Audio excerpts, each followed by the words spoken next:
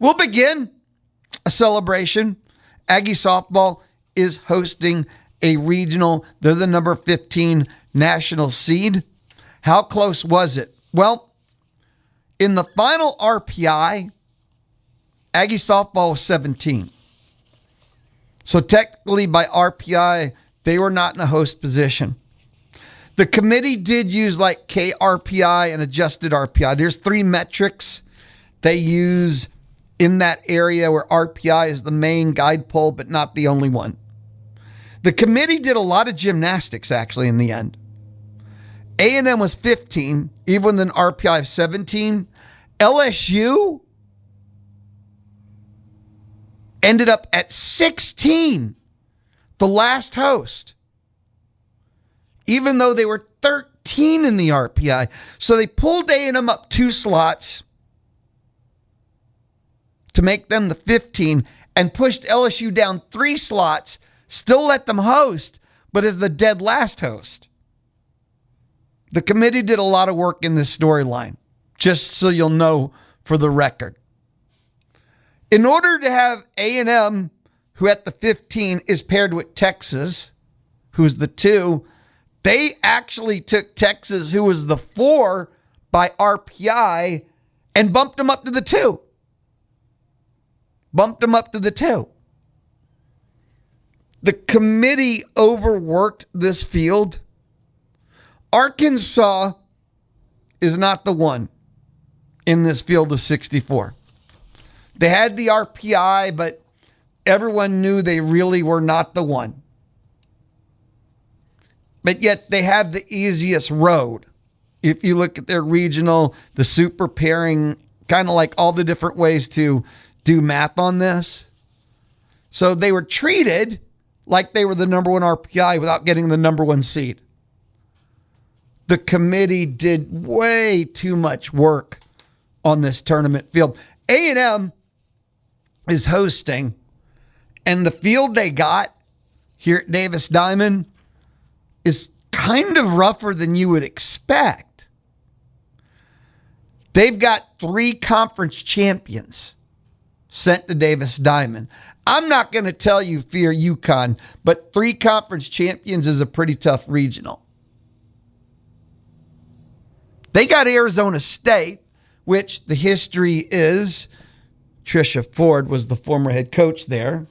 The hitting coach, Hager, was her coach there too. And you know how the committee loves narratives. There's your narrative. But forget that. That doesn't make it tough. Arizona State just won the Big 12 softball tournament. And they beat Texas Tech, who is one of the favored nations to make their way to OKC. So that was a bit of a surprise to see a school that good make their way here. I was surprised by that. 3 conference champions. So UConn is the Big East champ. Arizona State is the Big 12 tournament champ. And McNeese is the Southland tournament champ too. So tougher than I expected field for Aggie softball. Be wary of Arizona State. And here's the schedule. Friday at 1, Aggie softball in action. Coach opted for the early game, not the late game. That's the whole we get more rest for the first game on Saturday. Temperatures have just started to heat up to humidity levels. More rest good. Different coaches have different options on what to do. Nobody's playing Friday night in the Davis Diamond Aggie Regional. The games are at 1 and 3:30, right in the heat of the day. Nobody's playing at night in the Davis Diamond Regional. 1 and 3:30, dead heat of the day for both games. Interesting time selections. Now the winners would play at 2 o'clock on Saturday. The 2 losers would play following, then the 2 winners. You know how it starts going with this tournament format, right? We then have to play like 7 o'clock that night. I'm going to go with the expectation of Aggie softball 12:45 pregame on Friday, and then 1:45 pregame on Saturday. I expect them to take the first two games, but circle that Arizona State game. If they have to play extra games with the nature of the A&M pitching staff, this could be a long regional. Win the first two, feel good about life. Don't add extra games. They can bash their way to anywhere. Texas and Austin, super regional. Everybody knew it. There was no mystery with this. And again, in order to make this matchup happen, the committee pulled A&M up 2 spots and then granted Texas 2 spots above what they deserved.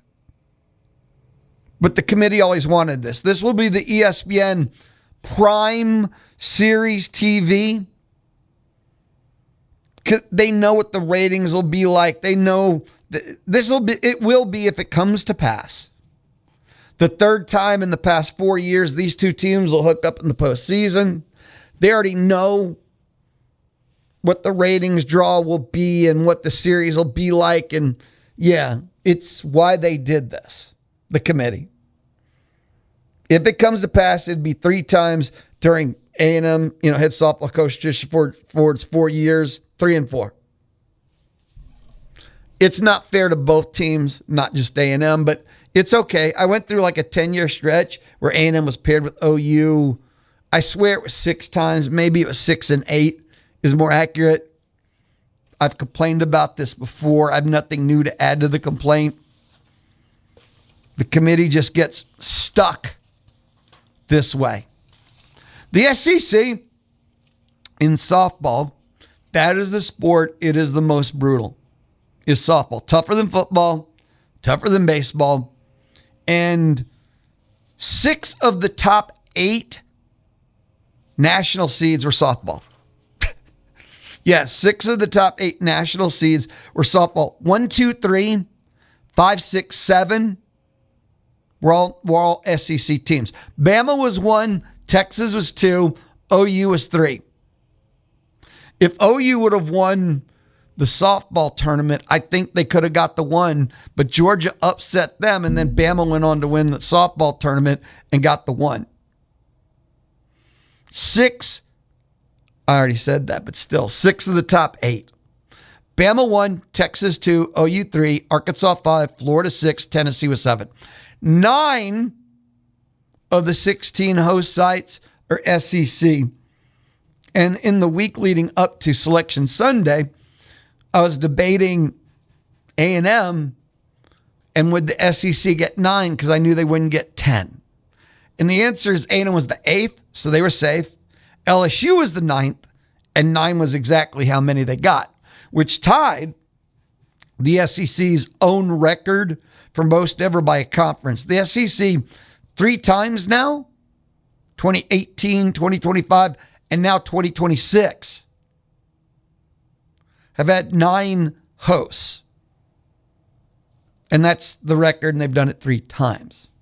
It's pretty insane when you think about it. 6 of the top 8 nationals, 9 of the 16 are all SEC in the softball field. Now, I'm not going to spend all time on this, but taking a look at the field, if you want storylines, Texas gets Baylor in their regional. Oklahoma gets Kansas. Texas State got shipped out to Florida. That's not a storyline. That's just like, oh boy. Ole Miss gets to go to Lubbock. Texas Tech pulled a 12. It's the little things. Other than that, in the regional round, there's not a whole lot of, and this is a minor thing. Alabama's the number 1 overall, and somehow they ship Belmont there. And you're like, Belmont softball? They got one of the top pitchers in the country. Now, she hasn't had to go against an SEC schedule, but she's one of the strikeout kings, strikeout queens in the country. And people were stunned that they would send that pitcher to Alabama if they're the number 1 overall seed. No, Belmont's not a top team, but she's one of the top pitchers. But not a lot. When you get to the regional round, then the party will begin, starting with A&M and Texas. So it came to pass. A&M was 17, got pulled to 15. Texas was 4. They got pushed to 2 just so they could face in a super round. Any thoughts? 979-693-1150. And remember, texting today and every day this week might win you a $100 gift card to Honey Baked Ham. Because at the end of every day, Monday, Tuesday, Wednesday, Thursday, Friday, we'll draw 2 names. And then on Friday, we draw 1 name to win a $100 gift card to Honey Baked Ham. But congrats to Aggie softball. There was one more thing I wanted to share with you, and it is the consistency of greatness of Aggie softball. 36th NCAA tournament appearance. 24th consecutive appearance. That's the 7th longest active streak in the nation. They'll be hosting an NCAA regional for the 18th time in program history. 3rd consecutive season for Aggie softball hosting an NCAA regional. When we return, we'll stay diamond, but Aggie baseball, the weekend that was in Oxford and did not win the series. Injuries are starting to take over. So much to discuss. This is the Louie Bellina Show, presented by CC Electric, Monday on The Zone. Your home for the Houston Astros is Sports Radio 1150 AM and 93.7 FM. The Zone. The Louie Bellina Show. We're just getting started. I'm going to go with Monday. The Louie Bellina Show inside the Charles Schwab studio. 11:35, listen in Trisha Ford. She met with the media after the NCAA tournament announcement. 12 o'clock, college baseball roundup with Mitch Light of The Athletic on the D4 Land Services Hotline. 1:35, it's part 2 of our top 5. That's what's left. Top 5 wide receivers for the 2026 college football season. And all day long, all week long, every day this week, you can text and end up with a chance to win a $100 gift card to Honey Baked Ham. You text, that's your registration. Each day, 2 people will move forward. Friday, I'll blind draw from the 10 finalists. Kind of simple concept. You text. Participation on the Louie Bellina Show will always be rewarded. Text 979-693-1150. Give yourself a chance. Nick, class of 23, said, who else knew that Texas A&M would be the 15 seed after it was announced that Texas was the 2? $5 says they find a way to pair the baseball teams as well. Yeah, it's a full expectation.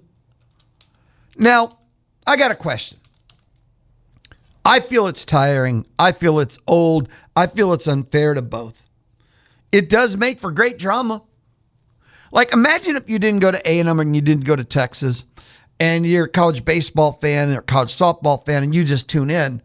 It is compelling drama. The crowds are electric. The scene is insane.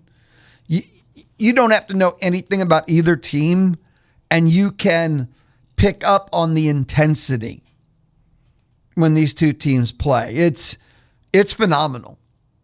So it does make for the best TV there is. I think without a doubt. So, yeah, trying to grow the sport. I hear that a lot. If you wanted to try and grow the sport, ESPN would have college baseball in the spring on the main channel. They'd have more games. You look at the programming they do put on, they're not trying to grow the sport. So the whole thing is, one random weekend, a super regional, that'll grow the sport. When you have all spring to grow the sport, I don't necessarily buy some of the narratives, to be fair. Growing the sport takes more than one weekend a year, in my opinion. Let's go Aggie baseball. They were in Oxford. They lost the series. You know that by now. It is hard to win a series, home, road, SEC, non-con, when the longest start by any starter was 3 innings. Darden went 2, Sims went 3, and Weston Moss went 3 too.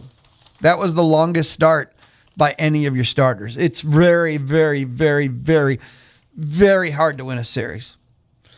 The Friday start, Ethan Darden, first start as an Aggie, first SEC start, and he walked the leadoff hitter in the first. It scored, walked the leadoff hitter in the second. He scored 2. He was gone. Shane Sadeo in relief. Pretty good. 2 innings, 4 1/3 was pretty good. Gavin Lyons leaky from there. Offense, 3 runs. Not enough. You lose game 1. You got the doubleheader on Saturday due to weather Sunday. The Aggies played home run derby. I thought with the 18-5, 15 hits, home runs, Hakopian had 2, Royo had 2, Sorellis 22nd of the year, Benderup went yard. I kind of felt like when you win a game 1 of a doubleheader that way, you have so much momentum you can't help but win the second game. That wasn't quite the case. Hunter Bond was the pitching storyline of the day. 2 scoreless, 3 Ks. Aiden Sims didn't have his best game. Didn't need to, but he did not. Gavin Lyons in relief again, did not have his A game. But it's 18-5, 2 5-run innings, a lot of crooked numbers. Life is good. In that game, the Aggies crossed the century mark. 100 home run season, only the 3rd in Aggie baseball history. They had a lot of home run derby games this year.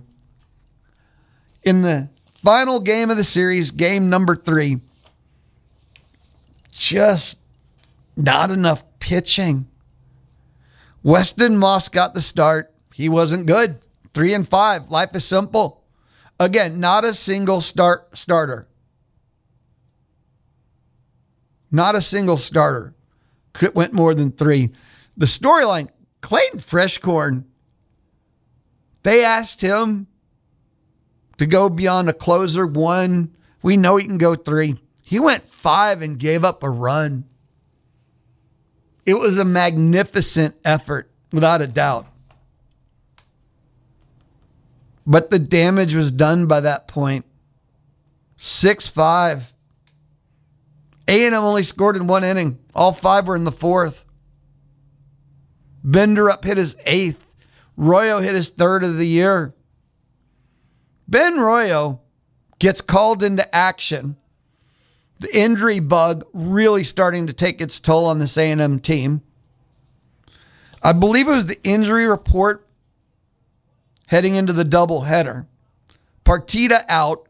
Boston Kellner, who got hit in the face in this series, out. You got other Aggies who are playing at way less than 100%. This team is injured, slowed down. I don't know if it was the first game of the doubleheader or the second game of the doubleheader. Not one infielder was playing in their natural slot, whether they were on the injured report and out or had to switch positions to make things fit. That's how banged up they are at this point. So the defense is suffering, and if you watch the games, there were balls that should have been played that did not get played, even if you don't see an error in the scorebook. And there were errors that were outright just made. 4-out innings. The injuries are really starting to take their toll. 6-5. Aggies lose the game. Aggies lose the series. And it's starting to add up on the offense. There's heroes in here. Benderup with back-to-back home run games. Ben Royo in the 2 starts. Talk about having a day. Go 7 for 7, 3 home runs. Absolutely insane. That's one of those dreams. You don't want to wake up. You don't want to go to bed. 7-7, 3 home runs on the day of the doubleheader. He wanted to play a tripleheader. He didn't want to leave the field. But I can't emphasize enough. Well, you get any pitching, you win the series. All the injuries combined. If you can just get some pitching, you win the series. I don't know if 3 on game 1 on a Friday night is enough, but could have won this game 3. That Clayton Freshcorn, though, relief appearance, 5-1. And it was clean, too. 2 hits and a walk. That's it. And it's 5. That was the hero's effort.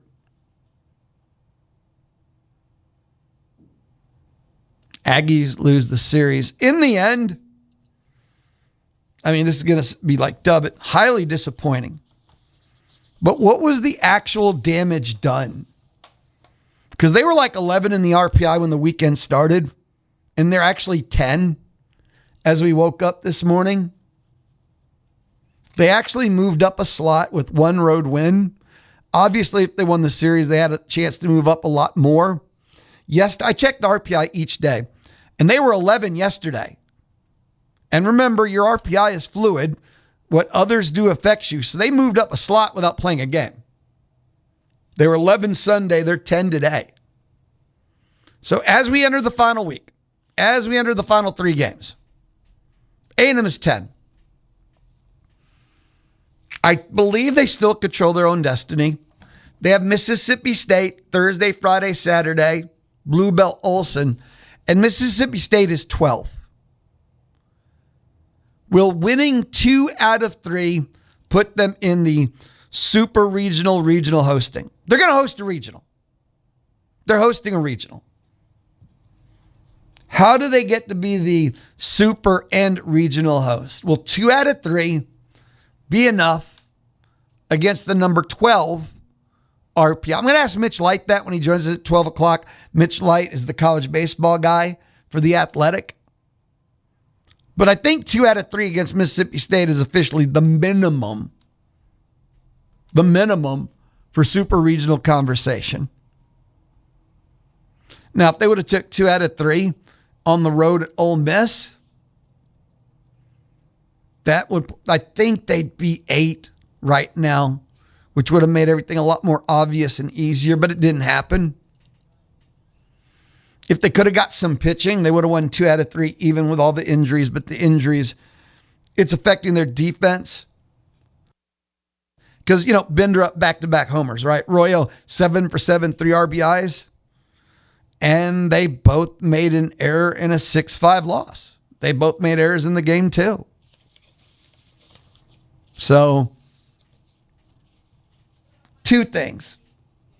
You need the wins. You'd love to be a super regional host. You're already going to be a regional host. I'd say the second thing, what's the number one most important thing at this point? This team needs to just get healthy for the NCAA tournament. Not even for Mississippi State. Not even for the SEC tournament. You got 2 weeks left to get healthy. That's the number one. That's maybe the only priority at this point. They need to get healthy for the NCAA tournament.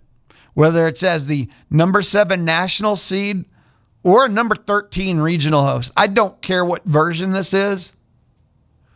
They got to get healthy for the NCAA tournament. There's no higher priority. Because this healthy offense, I think I said this a month ago or longer, but they can mash and bash their way to a super. And once you're there, it's anything goes. Aiden Sims wins you one of the first 2. And then you just try and mash and bash your way through anybody's number 3 starter in the country when healthy. So I would argue that the top priority is the higher goal, and that's winning in the NCAA tournament. They just need to get healthy. And I don't know how many people would want to argue with that. Micro-focusing, got to beat Mississippi State. Now they got to get healthy for the NCAA tournament. I think that's the higher priority. 979-693-1150. 979-693-1150. That is my text message number. And today, and every day this week when you text, you can be registered to win a $100 gift card to Honey Baked Ham. At the end of each day, when we say bye-bye, I'll pull 2 names from the day, kind of move forward. And then on Friday, I'll blind draw. Someone will win a $100 gift card to Honey Baked Ham. So text 979-693-1150. Give yourself a chance to win. I'll be right back. It's the Louis Bellina Show. True story. From inside the Charles Schwab studio on a Monday.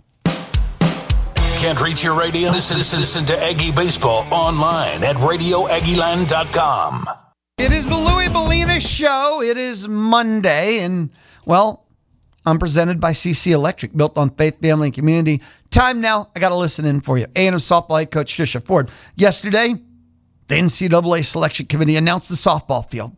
Aggies are the 2. That's a lie. They're the 15 national seed. They've got Arizona State coming in. That's the Big 12 tournament champ. And being the 2 seed, they're paired with the University of Texas, the 2 seed. What? It's true. Here's softball head coach Trisha Ford discussing all of that and more. Trisha, how about talking about the field, and when did you feel comfortable when Stanford wasn't hosting, or just talk about setting and watching? Yeah, I didn't feel comfortable until I saw our name, to be honest with you. You just don't know how this is all going to kind of play out. I think first and foremost, very thankful that we get to host regionals again at Davis Diamond. I felt like this team deserved, obviously to host, but very thankful, to the committee that we are hosting. So I felt like we could fall anywhere in that, kind of last ones to host kind of area. And so, I think it's going to be a tough regional, but one that has some significant meaning to me. So, yeah. Coach, just talk a little bit about that. Is this a bit of a weird draw for you, hosting your former team and then obviously being paired with Texas again? Yeah. Surprise, surprise, right? Well, I think, ASU, obviously, I enjoyed my time there, but obviously chose to come to A&M and be in the SEC, and I'm very happy about that choice. And, they've been playing really well. And, Kinsey, I think, is one of the top arms, I think, and she's playing well, and, but we have some top arms as well, and we've faced really tough competition just like they have. So, it should be a hard regional, right? Like we're a 15 seed, and, I knew that we were going to get one of the top, kind of bubble teams that we're going, that could possibly host, or, the top 2 seeds. So in my head, I felt like it was going to be between Virginia Tech, Stanford, and us, of kind of like how that all was going to play out was really, but, for me, it's like we got to come out and we got to play ball and we got to beat somebody good. And that's what postseason's about. So I think our first and foremost approach will be, how to beat UConn and what does our game plan look like for that. And then obviously, to play the winner of, the 2-3 seeds. So, yeah. So I mean, I'm excited. I just, happy to keep playing, to be honest with you. And nobody here was talking about surprised that we got, this regional got paired up with Texas. Sorry. Yeah. I don't think anybody was. No, yeah. Mm-hmm. But yeah, talking about UConn, what are going to be your next steps in preparing this team, especially after an early exit to the SECs? What are going to be your next steps to prepare the team for this tournament? Yeah, I think our next steps, we came back and practice all week. I think that's one of the things that they'll tell you is, for me, it's never about who's in the other dugout. It's about us and what we do and how we control the game. And I didn't think against Auburn, we did a very good job of that. And I think it began and ended in the circle, to be honest with you. So, just having some more of those conversations, getting in the bullpen, working through some things, I think that's going to be important. So, tonight I'll be up pretty late, going to work and looking at UConn. Obviously, they are well deserving to be in this field and going to be tough. So, we'll look at their pitchers and kind of their hitters and see how that all matches up. But, this is, the best time of the year. So I'm happy to not have, to lose sleep, I guess. Yeah, it's a good time to not have to sleep. UConn's going to be the main focus for you guys, obviously. But, when you look at softball across the country as a whole, it's usually the South and the West where you get that year-round perfect weather. So now going up against a team, or potentially going up a team like ASU, what's going to be the mindset in going to some team that has that similar background as you guys? Yeah, I mean, I think, we're going to have to execute our game plan. I think, after we watch film and see kind of how we match with that, it's going to be us controlling the game. I think, obviously they can play year round. Everybody goes to Arizona and Florida in preseason, right? Because the weather is good. I lived that for 6 years. So, I think for me, it's going to be just a great opportunity of good softball. You're going to see some really top arms, in the circle, and it's going to be the battle that it should be. But I think for us, we get to play at Davis Diamond, and what a blessing that is. I could have a follow-up, Trisha, maybe a little expand on Kayla's question. You're always learning as a coach. What might you have learned last year to getting ready for regionals when you guys didn't get over the hump? Are you going to change anything from when you walked off the field at Auburn to the first pitch on Friday from a year ago? Yeah, I mean, I think this whole year has been different. I think we learned from it. I think that's something that, as a coach, if you don't learn from it, then I feel like you shouldn't be coaching, to be honest with you. So I think for us, and I addressed it, we're going to hear about it this whole week. Last year you were the number one seed. You didn't make it out of regionals. I mean, we know that, that's, we knew at the beginning of the year we were going to get it a lot. So I addressed it. I'm a kind of an elephant in the room. And so I just said, hey, last year was last year and this year is this year. And this team is different. And I think one of the things that this team really does a great job is they bond together and, they're just really one unit. And I said, we've gone through the grind. We've had, a rough start to our season, and you guys have figured out and earned another national seed. And so at the end of the day, you've deserved this, just like they deserve the one seed. We deserve the one seed last year. But last year has no, effect on this year. And for us, it's, you have to learn from it. And really what I think we have to do is not take anything, too lightly. I think we have to come out, we have to, we're going to play a tough first game. And then hopefully, we play a tough second game, and we're going to play a tough third game, and maybe even a fourth game. And, at the end of the day, this is it, you guys. If we lose 2 games, we're done with the season. And I don't think this team is ready for this season to be over with. And even though it's just happened, what do you think about the tweaks they made in the bracket and how they do things? It looked like they rewarded you for your metrics for the whole season. Just what's your initial thought on how they did the bracket, the 64-team bracket this year? Yeah, I mean, I think that they really looked at the full body of work, not just at the very end or at the very beginning. And I think, we were somebody that we have talked about, of just somebody that had to kind of warm up as the season got going. And I felt like, in conference play, we did a really good job against some really, really tough competition. And so, I think overall they did a good job. I wouldn't want to be in their shoes, to be honest, because there were so many different directions that you could go. Nebraska played a really, really tough non-conference schedule. They can't control, obviously, their conference schedule, and then won their tournament, and so that one was somebody that I was like, it'll be interesting on where they land. Arkansas had the number 1 RPI going into, I think, today. And so it was going to be where does that land? And, I just, I think that was going to be really hard. I think trying to figure out player of the year this year, you have some iconic, this record's being broken and at a rate that is crazy. I mean, we've all been talking about, obviously, the home run, record that just got broke by Megan Grant, but also look at what the difference is in the number of games. It was funny. I was talking to my kiddos because when you played on weekend, it was, Friday, Saturday, Sunday, that only counted as 3 contests against you. Whereas now it counts as however many games you played. So 5 games if you played 5. And so Espinoza, I think, did it in 60 something games or almost 70 games. And it's, obviously stood the test of time. But, I just think there's some tough things that, somebody has to make those decisions. But was happy that we were able to host, and they thought that our full body of work warranted that.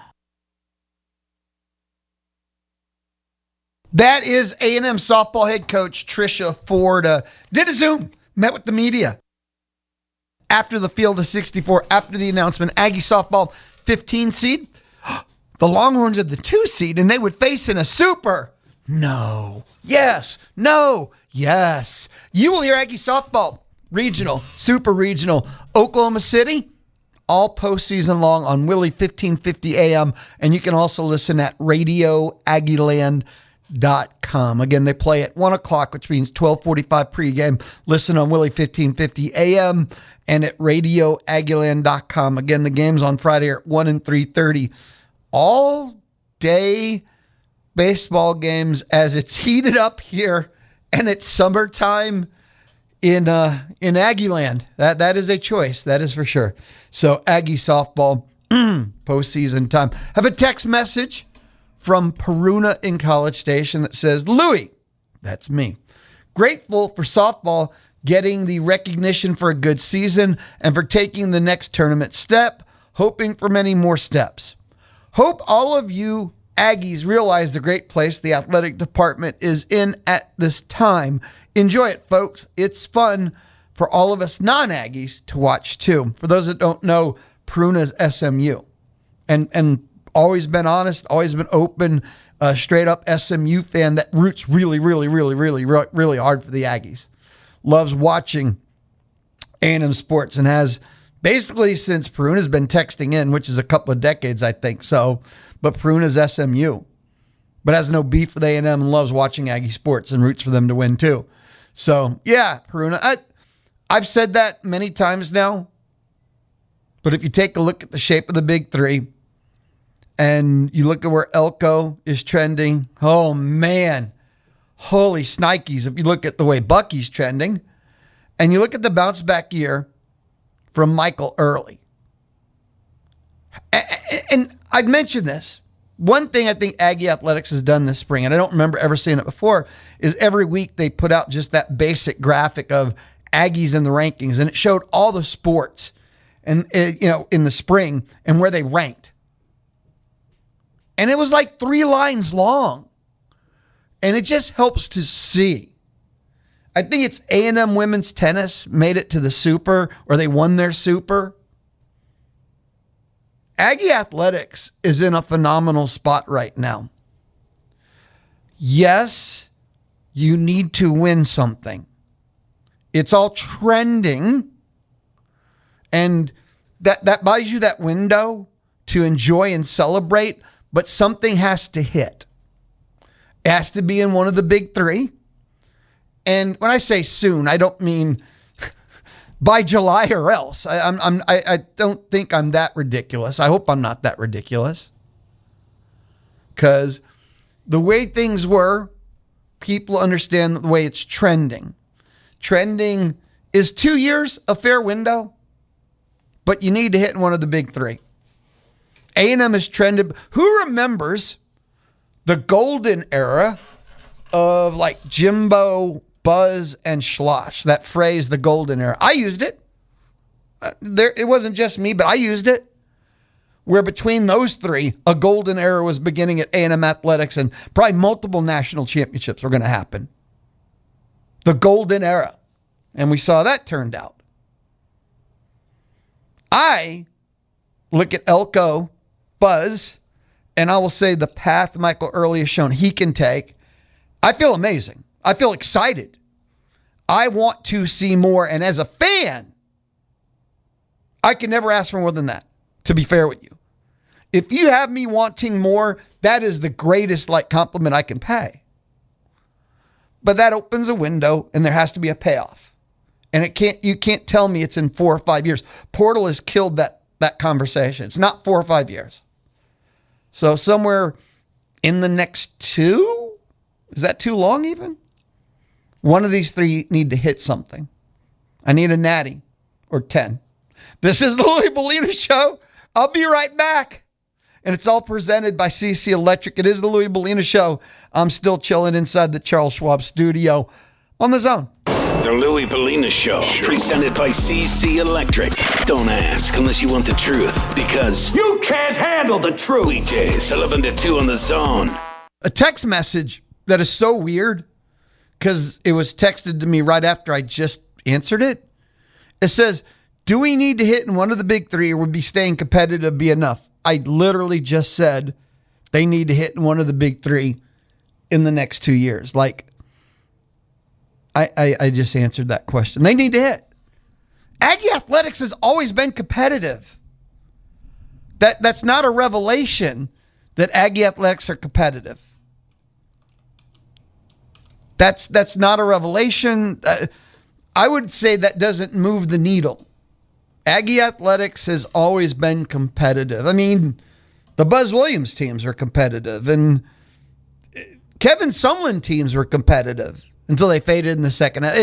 Aggie athletics has always been competitive. That what needs to happen, and when you look at the money that's being invested in Aggie athletics, is it has to be more than competitive. A&M has to move from the label of participant.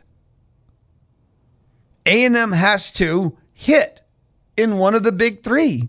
A&M needs to be an SEC team, which is win natties.